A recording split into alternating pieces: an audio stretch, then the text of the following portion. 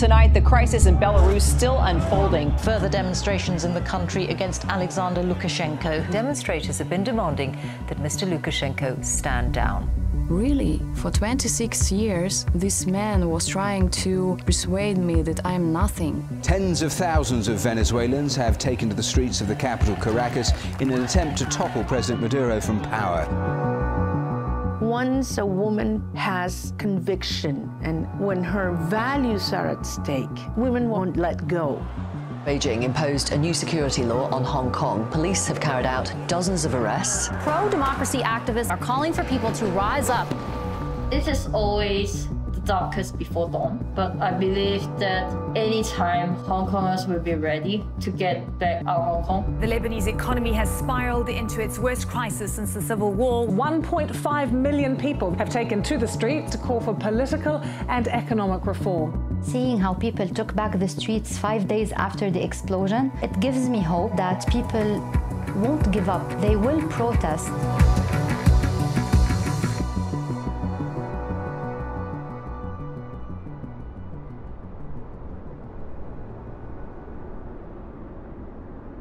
I should say that the last 26 years I've been living in Belarus. And during this time, the Belarus was reigned by Lukashenko. For me, it was not easy to leave Belarus. And to tell the truth, I was involved into oppositional movement since I was 18 years old. If to try to overlook the whole situation from the distance a little bit, for me, this is the conflict of two mentalities. Like the old Soviet one is out of life. I belong to this new generation, and our values are freedom in all the ways. In this year, for me, it was like the last drop. Because when I realized how great violence was made in Belarus from the side of Lukashenko, I was very angry, like furious. And for me, the question to go on the streets or not to go didn't exist at all. My story and activism in Lebanon started after a series of assassinations in 2005. I was 15 years old, so I was old enough to understand what was happening. There were a lot of protests taking place back then, and I participated in the protests with my family. So this is when I was introduced to the concept of democracy, of protesting, and of people or politicians being killed or assassinated because of their political views. I grew up and I became a journalist, and my job as a journalist is to actually cover any uprising that is happening either in my country or in the region where I work. Now, coming from Lebanon, this becomes a special case where you're not only reporting on your country, but you're also affiliated with the cause because you witnessed all of this political change and all of these political problems, as I mentioned, since 2005. The same political class, the same names repeating themselves, and the same corruption system. So you become embedded with the cause, so you directly become an activist, if you want it or not. It's dangerous for me to talk about all the details without actually covering my face. If they recognize me or anyone, I might be caught and sent to jail because of the national security law. When the whole movement started in early June 2019, I was studying in Australia, readying for my exam. Basically, I couldn't focus at all because I know all my friends and I'm really afraid to one day I will see their name on the news about like they being caught or they being hurt. It was quite terrifying through those times. I was in Australia at that time. I was just hoping that I'll finish everything as soon as possible, then I can come back to Hong Kong, at least be like a part of it. Staying in the other side of the world feel hopeless and helpless. You watch all those things happen, but there is no any way you can help personally. So I basically just get the fastest ticket to Hong Kong, and then I became an activist in the protest. My personal story is one of swimming upstream all my life. I'm Venezuelan, and I'm part of a generation that grew up feeling deep rejection and distrust towards politics and politicians. One day, having lived all my life in a democratic nation, we found that the threat, an operation to dismantle Venezuelan democratic institutions took place when Hugo Chavez came to power. And we suddenly realized that freedom was really at risk. That changed my life forever. Hugo Chavez started moving ahead, progressively reducing all kinds of liberties in Venezuela and increasing the social tensions, dividing our society. At this point, I realized that I could not stay away.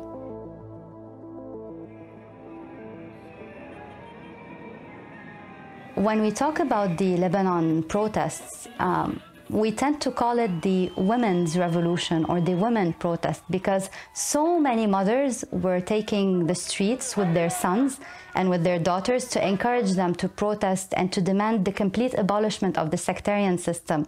So we had significant protests happen between areas that witnessed clashes back in the Civil War.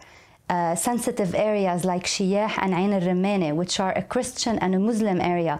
Mothers took their kids and went to the street with flowers, and then they stood with each other and they screamed and they asked the men to stop fighting after all these years, even if it's just verbally.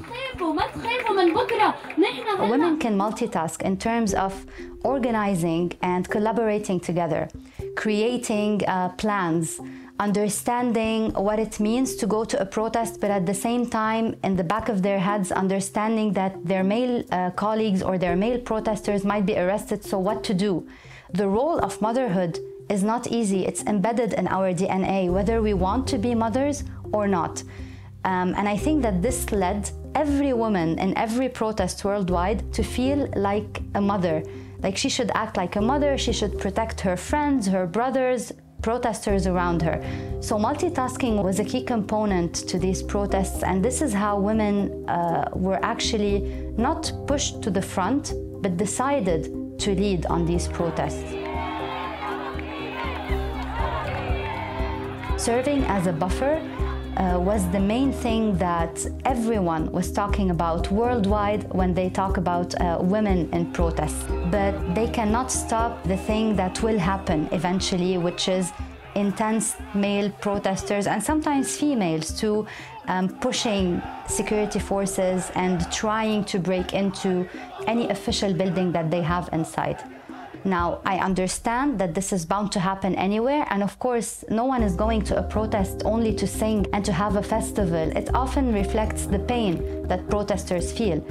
If I'm to compare the same protests where women were pushed to the front in the same spot, they managed to keep it kind of safe and kind of calm, at least for an extra hour. So I think that if women step up even more and try to organize specific demands for the protests, I think that definitely protests in Lebanon would happen on a longer period of time.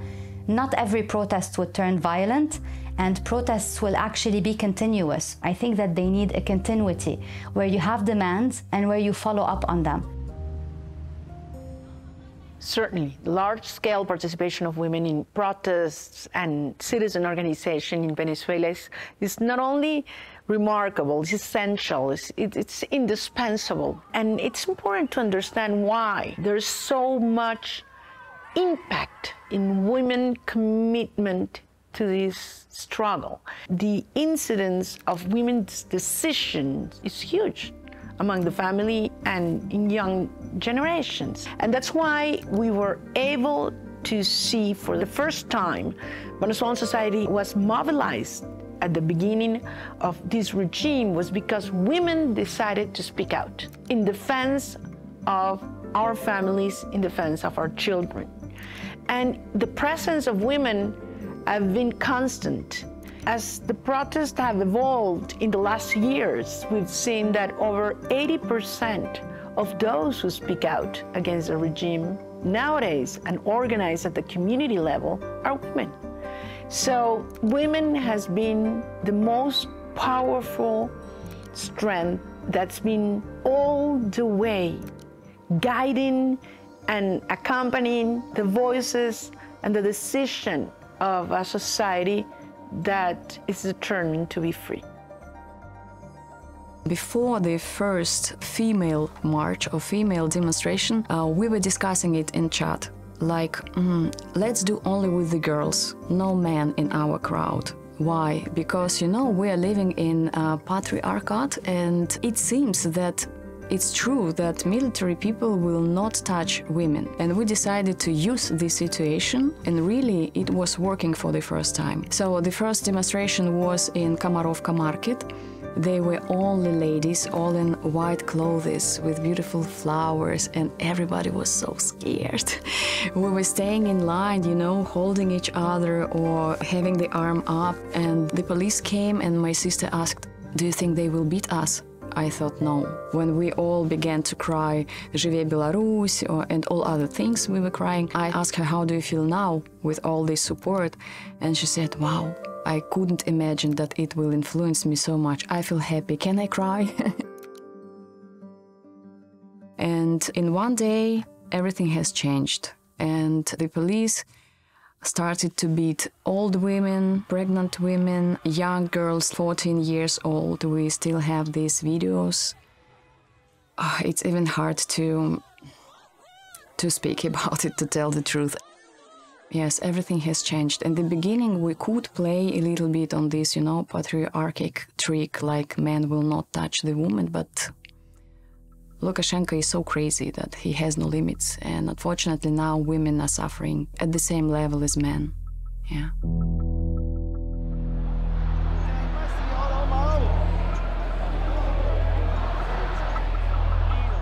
Being a woman in the front line is honestly quite scary, because people are saying like physical limitation are limiting us from going to the front line, because we might not run faster than the men, and the risk of us getting caught is higher, and the consequences that we might pay is higher than men getting caught too. There are rumors about like women being raped inside the police station, being harassed, and this kind of news actually scared people away from being in the front line. And there were news about a girl being pregnant after being harassed in a police station. And that is not something that you can just make up. It is like official report filed against them.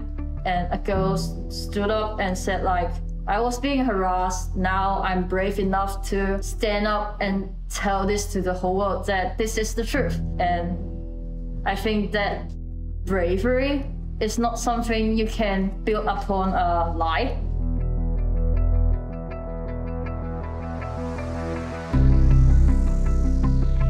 For me, it was not easy to leave Belarus, because in Belarus I had a very detailed plan. What should I do for the next 10 years from the point of cultural work, musical work, of my private life. But I felt in one day that the risks are too high. Before the presidential elections, I was training oppositional leaders for voice. Now everyone who had just a slight touch to oppositional leaders, all those people are in danger. And when I have discovered that many activists are taken just one by one, I thought maybe it's time for me to think seriously about relocation. And this year I'm a single mother with a baby, and those stories when pregnant women and breastfeeding women were taken to prison, they scared me a lot. And one evening, the participants of this demonstration, they decided to shout out something or to sing a song to support those people who are imprisoned. I was playing with my daughter, and my sister was, you know, like this voice in the movie. And she was seeing the happy eyes of her daughter for the last minute in her life. And I felt so bad.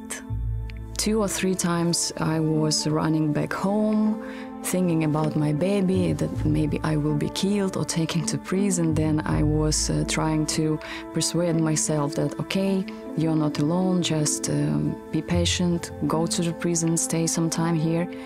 And I came home and I had like a nervous breakdown. And I realized that it's too much for my psychology. And then there was the information that the Ukraine will be closed in the next day. And we had like 24 hours to pack our things. We just took one suitcase and we flew with the very last plane to the Ukraine. Here, almost every morning I wake up, I see the eyes of my daughter. I mean, it seems a little bit like we're such a religious family. No, just when she wakes up, I traditionally kiss her, take on arms, and we go to a huge window on the kitchen and see the skies, and I say, my baby, I'm so happy that we're safe.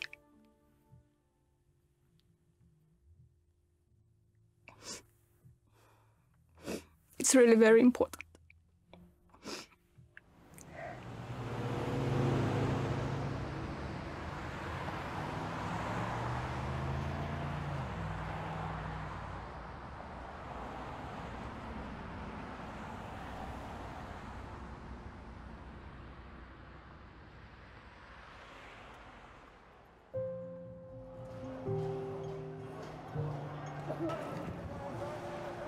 There's no lucky in this movement. It's just, if you didn't get caught, that means someone did, and you just survived from the situation. I don't feel like I'm not arrested now because I'm just lucky. They just didn't have the time to put evidence together. And when the movement slows down and they started to have the time to do so, they will start arresting people when they put pieces together. It's just a matter of time. It's disappointing that I have to consider the option of leaving Hong Kong permanently, but I feel like I'm doing the best I can, and I will still try to do the best I can until I can't anymore. At the protests physically, it was also scary for so many women protesters or even photojournalists and journalists, because there had been some entities who are associated to political parties who attacked the protest square. They burned tents, they beat up protesters, and I remember that I was caught there one time between two sides of the protests.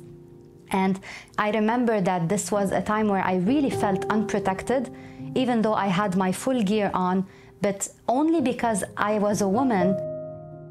I heard the most insane comment from one security personnel, which was, "Why are these women here? This is not a place for women to be." And I was clearly holding my camera and holding my phone and covering this. It also meant that whatever happens, whatever the consequences are, you put yourself there as a woman, so you need to bear the consequences.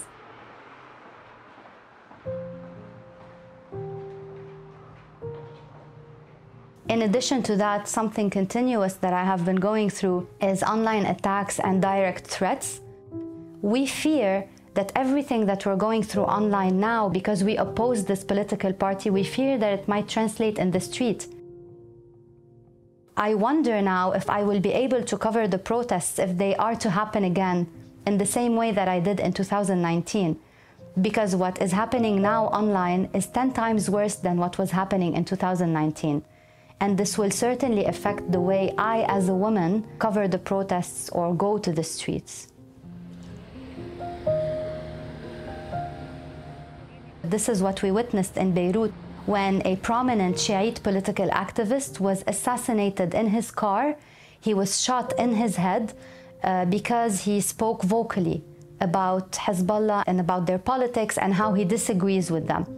Even though to me he was one of the most elegant and one of the most sophisticated people who spoke about Hezbollah and who criticized them in politics.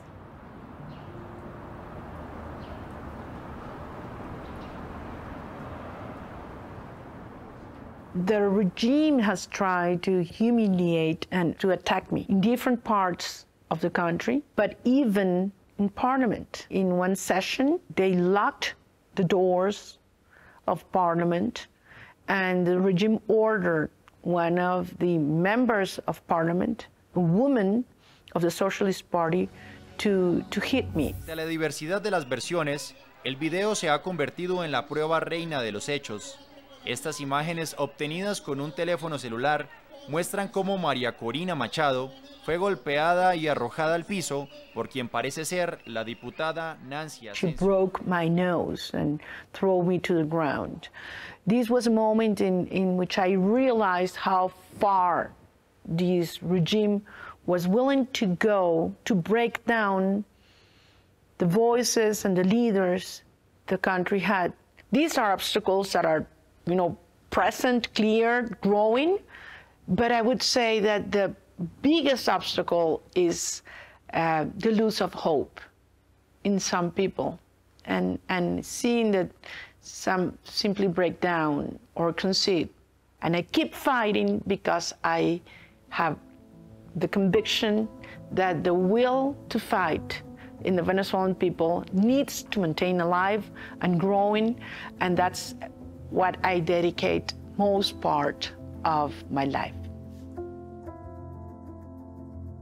I've been very inspired by different women around the world and different moments in history. There's a women movement called Ladies in White, Damas de Blanco, in Cuba. They have demonstrated resilience, conviction, courage that have been truly inspiring for me. Actually, I met one of their main leaders, Berta Soler, one day when I was arriving at an airport in Florida in the US, and she recognized me and came over. Fuera los Castro de Cuba, fuera los Castro de Venezuela, y fuera Maduro de Venezuela.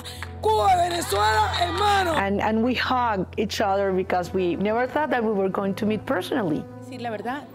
La verdad que el gobierno del régimen venezolano intentó impedir que se conociera. I've found inspiration, experiences and knowledge, but also company in all these women that are still struggling and fighting for the freedom of our country.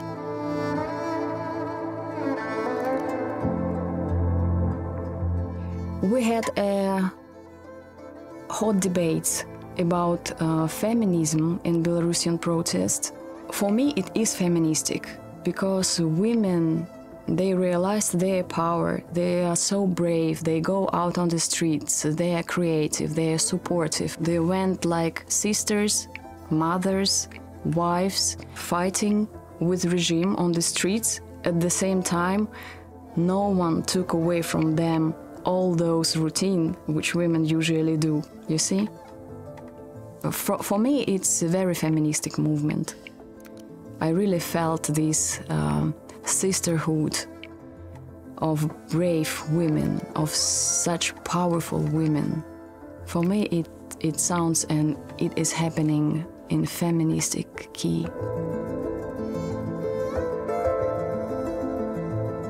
Women activists from Lebanon met with a variety of women activists from different countries.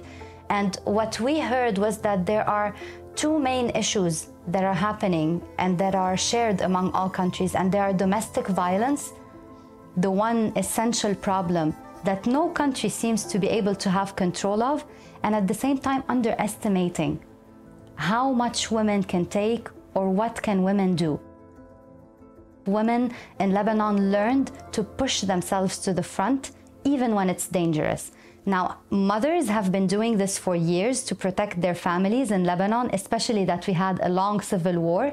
But with the new generation, it definitely inspired us after looking at worldwide protests to try and lead ourselves, even if this means being in the pictures, even if this means being in front of the camera, even if this means being accused of wanting fame or seeking fame. Women don't care anymore as long as they can lead and as long as their words are heard.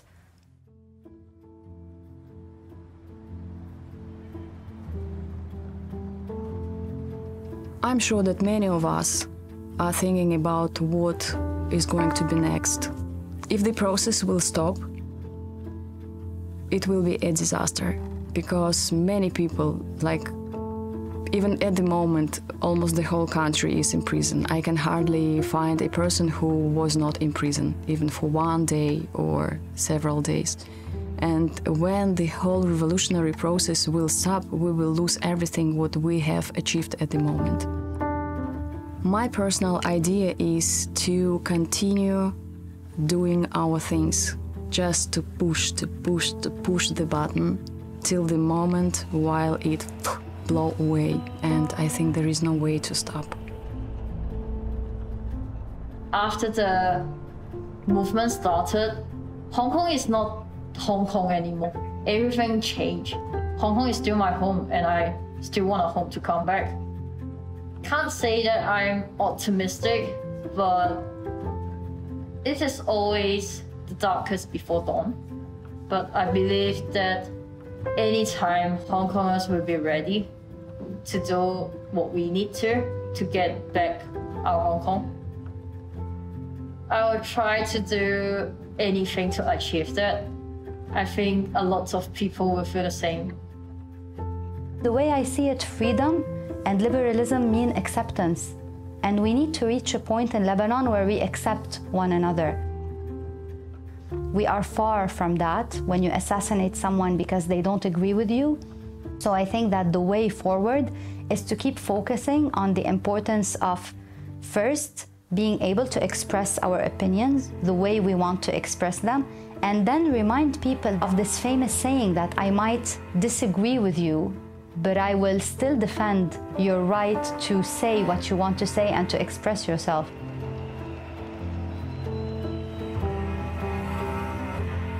I believe that what's happening in Venezuela is probably the biggest opportunity liberalism has in the world. Imagine what it will be turning a country that is in devastation into prosperity. A country under oppression into freedom. A country that gives today pity into a country that gives pride and admiration. That's the degree of our challenge, and that can only be done in freedom. That is the reason why I wake up every day and I see more and more people joining our movement and sharing our dreams.